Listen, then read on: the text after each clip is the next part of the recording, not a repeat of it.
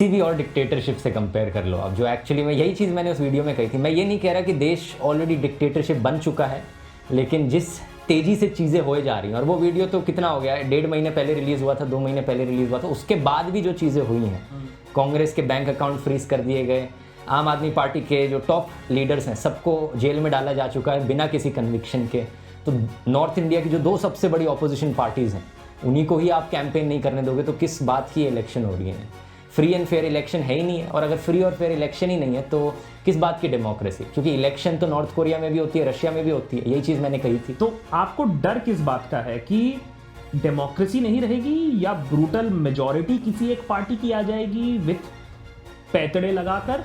डर किस बात का है? आप क्या प्योर डिक्टेटरशिप का डर है यहाँ पर। अभी आज के दिन जो ऑप्शंस बचे हैं देश को डिक्टेटरशिप की ओर गिरने से बचाने के, वो कम होते जा रहे हैं। मीडिया पूरा बिक चुका है, इलेक्शन कमीशन के ऊपर प्रेशर है, सरकार चुनती है उन्हें, ईडी सीबीआई जैसी एजेंसीज की कोई रेपुटेशन रह नहीं गई है। सुप्रीम कोर्ट के जजेस के ऊपर इतना प्रेशर पड़ता है कि जब सुप्रीम कोर्ट के जजेस रिटायर हो जाते हैं तभी वो खुलकर बात कर पाते हैं, और जो एग्जिस्टिंग जजेस हैं वो खुलकर डिसीजंस भी नहीं ले पा रहे हैं। और ये इलेक्टोरल बॉन्ड्स का तो सिर्फ एक डिसीजन था जो उन्होंने सरकार के खिलाफ लिया हो, लेकिन कितनी ऐसी और चीज़ें हैं, उन पर अपना प्रेशर है। तो बचा कौन यहाँ पर? बस हम और आप जैसे लोग बचे। जो इस वीडियो को देख रहे हैं वो लोग बचे, देश के नागरिक। और 2024 की ये इलेक्शन यही आखिरी मौका है हम सबके लिए, वोटिंग की ताकत से देश को बचाने का, देश की डेमोक्रेसी को बचाने का। जो सरकार देश को डिक्टेटरशिप की ओर ले जा रही है उसे सत्ता से पहले बाहर निकालो, उसके बाद देखेंगे क्या करना है।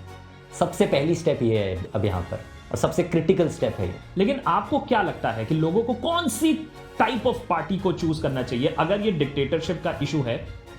तो कौन सी पार्टी? बिकॉज ये भी तो बोला जाता है देखो करप्ट तो सारे ही पार्टीज हैं।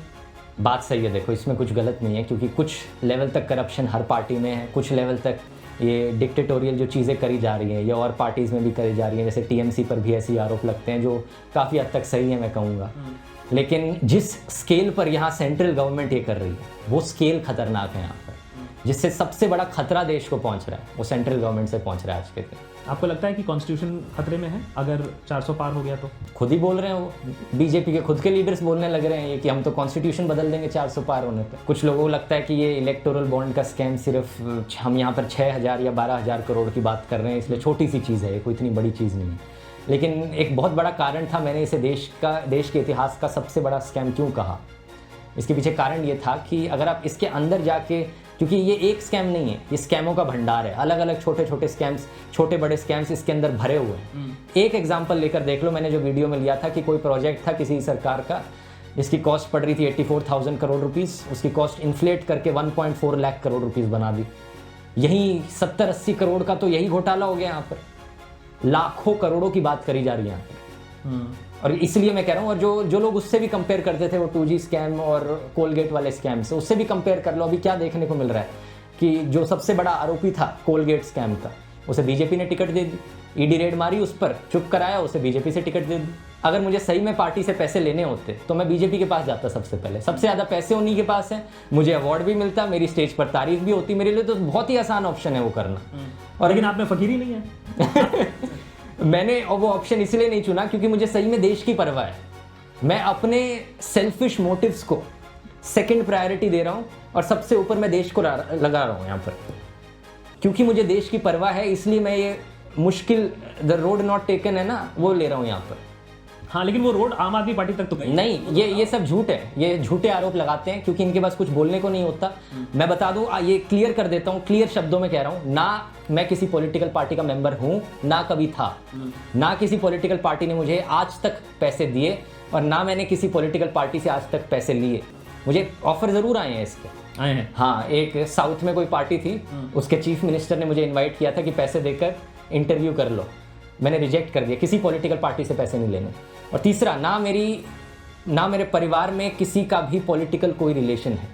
ये भी बड़ी झूठी खबरें फैलाई जाती है। मैं एक बार कोरा पर किसी ने आंसर में लिख दिया था कि मेरे पापा तो उनकी कोई फैक्ट्री थी, कांग्रेसी थे वो या कुछ था, कोई पॉलिटिकल पार्टी, उनकी फैक्ट्री बंद करा दी करप्शन की वजह से, इसलिए बीजेपी से मैं आज नफरत करता हूँ। ऐसी ऐसी कहानियाँ बनाते हैं लोग।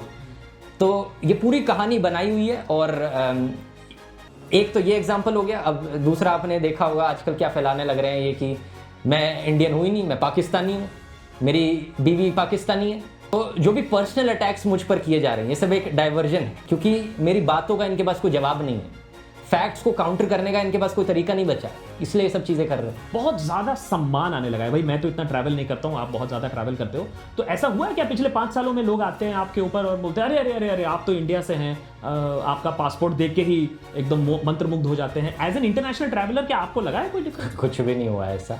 मीडिया खबरें चलाता है, यहाँ पर कुछ भी झूठी खबरें चला देता है और लोगों को लगता है कि देश का डंका बज रहा है दुनिया में।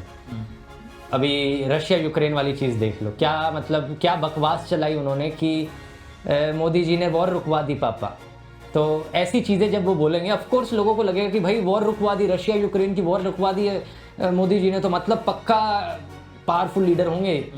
ऐसे झूठ जब टीवी पर चलाए जाएंगे, बार बार दोहराए जाएंगे, फिल्में भी बनाई जाएंगी इन चीज़ों के ऊपर, ऑफ कोर्स लोगों को लगेगा कि दुनिया भर में चर्चा होती है, लेकिन जब सच्चाई इसकी कंप्लीटली ऑपोजिट है।